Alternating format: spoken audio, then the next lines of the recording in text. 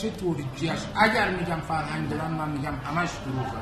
من لای اونا زندگی کردم، به اونا بزرگ شدم، لای اونا پول در آوردم.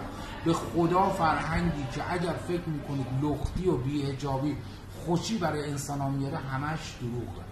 به خدا من اونجا کار میکردم، همش تو فکرم ایران بود. تو ترکیه رستوران داشتی شما؟ من خودم ترکیه داشتم رستوران. تو استانبول؟ تو خود استانبول من رستوران داشتم. تو منطقه خوبش هم داشتم، شیرین ابلر. اصلا معروفه تو شیرین ابلر، یعنی من پول از دست ترکا میگرفتم. به خدا اگر تو فکر کنی از مشروب خوردن اونجا من لذت بردم، از بی‌حجابی اونجا لذت بردم، تمام اینا به کنار، یه خط بکش. حالا بیا تو بی فرهنگیشون اذیتت میکنه، خارجی بودنت اذیتت میکنه، خیلی چیزا اذیتت میکنه، اینا به کناره، اینا هم به کنار. یعنی من بازم دارم میگم اگر فکر میکنید مثلا من میگم آقا این نظام بده، اب نداره. اگر تو فکر میکنی این نظام بده، کسی میاد که با لختی بودن و نمیدونم مشروب خوردن و بی‌حجابی برای شما خوشبختی میاره، به خدا اشتباهه، به والله اشتباهه. نه انگلیسش، نه آمریکاش، نه اروپاش، هیچ مردم و ملت ایران نمیشن. قدر مملکتتون رو بدونید.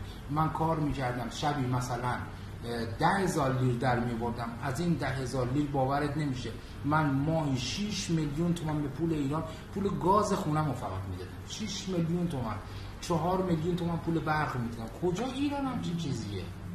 درسته پول زیاد در میاری، ولی زیاد نباید بری به دولت. راه میری ازت مالیات میگیرن، بچت میره مدرسه ازت مالیات میگیرن، سوار اتوبوس میشی ازت مالیات میگیرن. خدا شاهده گاز استفاده میکنی ازت مالیات میگیره، برق ازت میگیره. کشوری که هیچی نداره، فقط توریست داره، هیچی نداره. یعنی تو بهترین نارنگی و پرتقال و هندونه رو تو ایران میخوری، میری تو میوه فروشیاشون همه میوه‌های ایرانه. به خدا همه میوه‌های ایرانه، از خودشون چیزی نداره.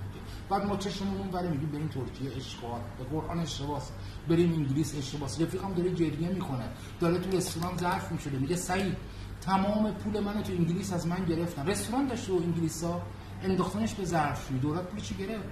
تو یابانجی بلند شدی اومدی اینجا پول آوردی از انگلیسی که داشته اینجا 10 سال زندگی میکنی بزنی جلو. نه این خبرا نیست، بده مالیات بده، بی جلو.